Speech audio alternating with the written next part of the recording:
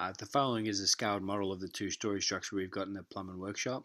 It's just a demonstration of a new practical observation checklist.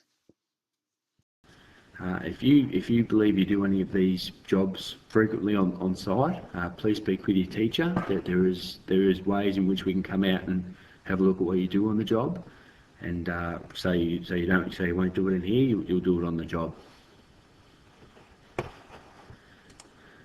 The first job is to rough in and install a kitchen sink.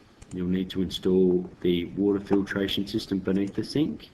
You'll need to connect the dishwasher to the outlet of the trap for the kitchen sink. You'll need to rough in and install a urinal. The urinal will be fed by a programmable flush device located on the first floor, and the urinal will be fed by a header tank located on the roof. You'll need to set the float and the water level in this tank and demonstrate to your teacher you know how to do that. On the ground floor, you'll need to install a toilet, and the toilet will feed into a sanitary macerator pump, and the macerator pump will feed into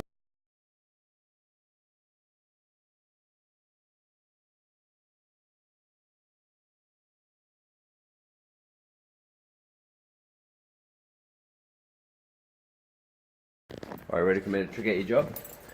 Alright, we'll have a look. You sure you're happy with it? You sure there's nothing wrong? You check your standards in that? Alright.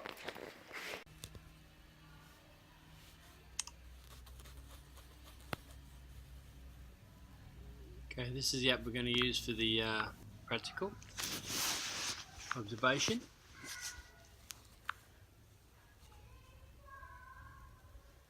There's numerous checklists you can keep on the app.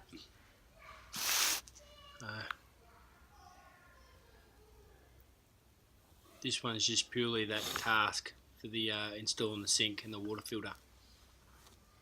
Automatically records the document number. You can put in the name of the person being assessed.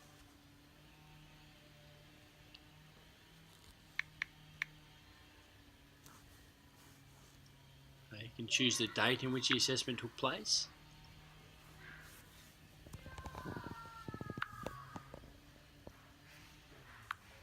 You can put down your location of the assessment, where that took place. Just works off the GPS off your phone.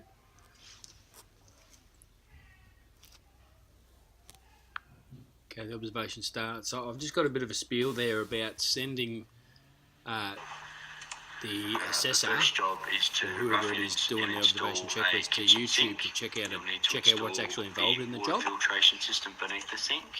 So one person might teach the student about installing a sink, another one might actually come and do the assessment. So it explains before the assessment starts.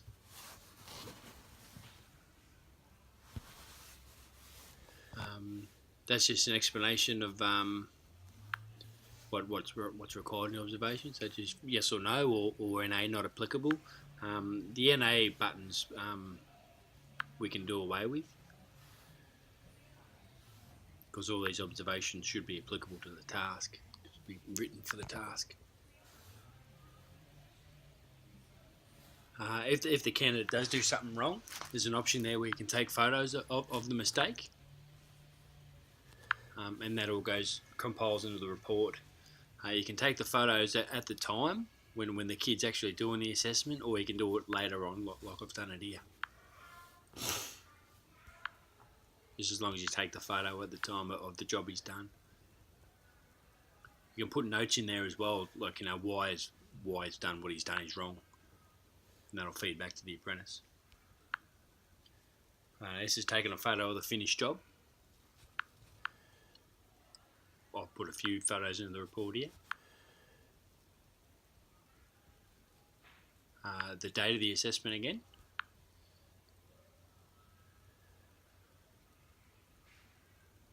This may or may not be necessary depending on your compliance and how you do things. Again, the location of the assessment, because it's taken to start, same deal again, probably wasn't needed to be done twice. Signs, the assessor will sign that he's made the observation. That might be the employer signs it, Is he seen the job done, and the apprentice saying the work's done as his? Now this instruction saying that the report needs to be sent to the employer, the apprentice, and the assessor involved. So everyone's got a record of what went on. And the employer, can see what went on at trade school. If the assessment happened at trade school, it's good feedback for the employer. Here's a completed report. So you can just check it and make sure everything's right before you send it off. You can easily go back into the app and change things. If you see something there's not right, you can go back and change it.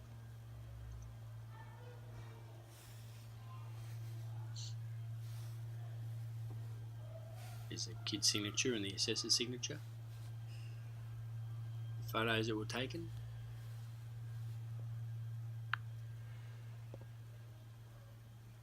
So when that emails to the assessor can just print that out. The actual report can be sort of changed when you buy the full license for the app. You can change the report around to make it suit whatever RTO you're working for, headers and such. In this, I've just emailed it to my two email addresses. So one acting as the employer and one acting as the assessor.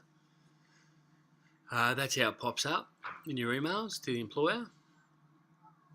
Again, you can make that. You can change that around a little bit when you get the full license for the app.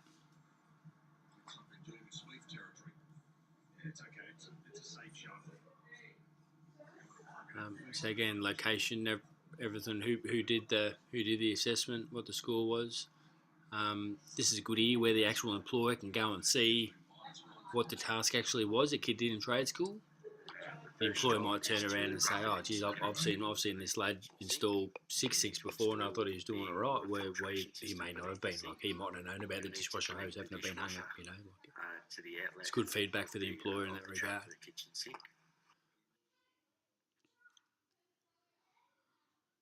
Everything the kid did right, and the one thing he did wrong with the dishwasher hose.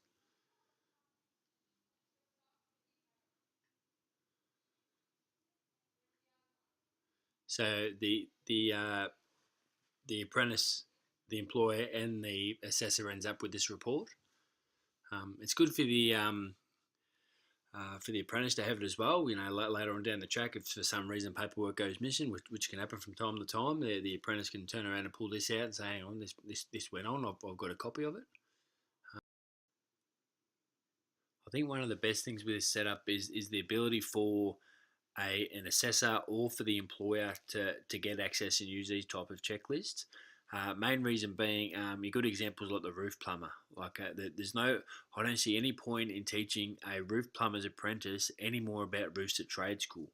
I reckon there's a danger in the trade where we're trying to cover too much.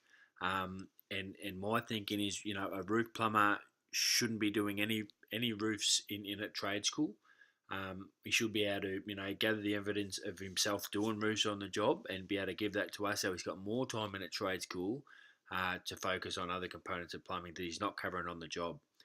I think it's wrecking the trade a bit when you say again your roof plumber's apprentice example again, where the only thing he ever touches on gas is what we teach him at trade school. And I personally don't think that's enough to keep the standard that we want in the trade. So this sort of setup gives us a bit more time we can spend on the other components with a lad, and to get him up to the standard we want.